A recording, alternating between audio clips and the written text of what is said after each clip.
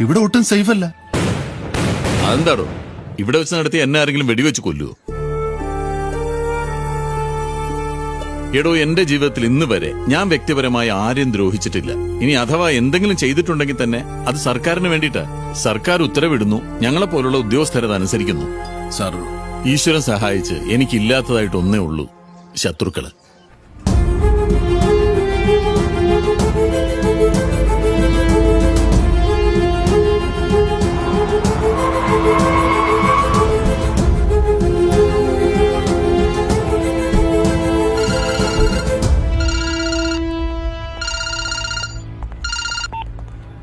हाँ सिकंदर भाई, कृष्णवंशी कोयम्बतूर पहुंच गया है।